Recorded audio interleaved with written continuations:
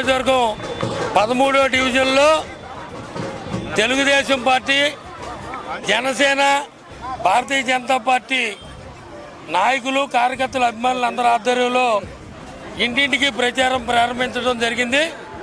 అందులో భాగంగా ఈరోజు ఈ కార్యక్రమంలో కంచెల అచ్యుతరావు గారు, ఎక్స్-డిప్యూటీ మేయర్ దాడి సత్యనారాయణ గారు, బాలస్వామి గారు, రమణి గారు, సురేష్ గారు, మిగతా పెద్దలు అందరూ కూడా పాల్గొనడం జరిగింది. ప్రజల్లో చాలా మంచి స్పందన ఉంది. ఈ సైకో జగన్మోహన్ రెడ్డి పరిపాలన ఎప్పుడు అంతమందుద్దా అని చెప్పి ప్రజలు ఎదురు చూస్తున్నారు.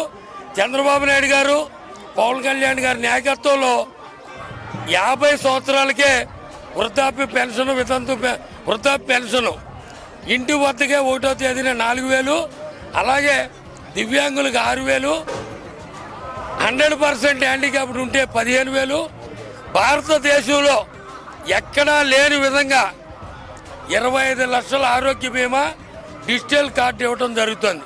అలాగే మహిళలకి ఉచిత బస్సు ప్రయాణం, 3 గ్యాస్ సిలిండర్లు ఉచితం, 18 నుంచి 59 సంవత్సరాల లోపు మహిళ 1,500 రూపాయలు.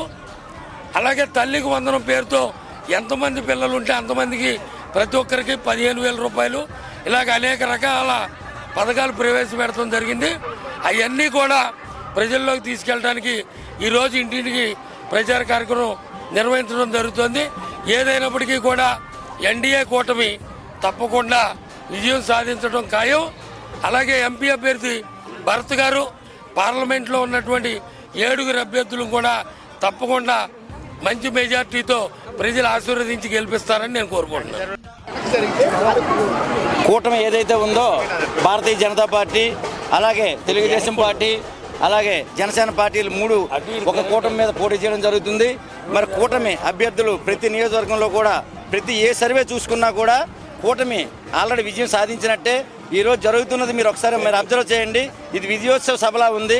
మరి తెలుగుదేశం ప్రభుత్వం గత ఎన్నో సంవత్సరాలుగా చేసిన లబ్ధి అవ్వచ్చు ప్రతి ఒక్కరికి గుర్తొచ్చింది. ఎందుకంటే 5 సంవత్సరాలు రాక్షస పాలన అనేది చూసాం మనం. మరి మళ్ళీ చంద్రబాబు నాయుడు గారు వస్తేనే ఈ రాష్ట్రానికి ఒక దశ దిశ 2 వస్తాయి. మరి ఈరోజు రాజధాని లేని రాష్ట్రంగా తయారైంది ఈ రాష్ట్రం. మరి రాజధాని ఏదని పిల్లలకి ప్రశ్నగా ఇస్తే కనుక ఏ పేరు రాయాలో కూడా తెలియని పరిస్థితి ఏర్పడింది. మరి చంద్రబాబు నాయుడు గారు వస్తేనే మళ్ళీ అమరావతి రాజధానిగా ఉండి ఈ రాష్ట్రం నలుదిశలో మళ్ళీ వ్యాప్తి చెంది మంచి అభివృద్ధి పదవిలోకి వెళ్తుందని చెప్పి ప్రతి ఒక్కరు కోరుకుంటున్నారు. ఉద్యోగస్తులు, మెయిన్ యువత అందరూ కూడా చంద్రబాబు నాయుడు గారి నాయకత్వాన్ని కోరుకుంటున్నారు.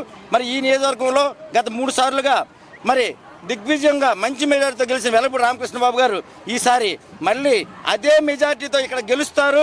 అలాగే శ్రీభరత్ గారు విశాఖపట్నంలో లాస్ట్ టైం అతి తక్కువ స్వల్ప మెజార్టీతో ఆయన వేరే కారణాల వల్ల అతను ఓటమి పాలు అవ్వడం జరిగింది. మరి ఈసారి అతను లక్షల మెజార్టీతో ఇక్కడ శ్రీభరత్ గారు కూడా గెలుస్తారు. మరి అందరూ కూడా ఒకటే గ్రహించండి, ఈరోజు ఏవైనా సంక్షేమ పథకాలు ఉన్నాయంటే అది తెలుగుదేశం పార్టీ ప్రవేశపెట్టినవే తప్ప ఏ ఒక్కడు ఈరోజు డబ్బా కొట్టుకుంటున్నట్టు వాడి ఇండివిజువల్గా ఎవడు పెట్టినవి కాదు. తెలుగుదేశం ప్రభుత్వం పెట్టిన సంక్షేమ పథకాలని పేర్లు మార్చి ఈరోజు ఏదో మేము పెట్టినట్టు వాళ్ళు చెప్తున్నారు.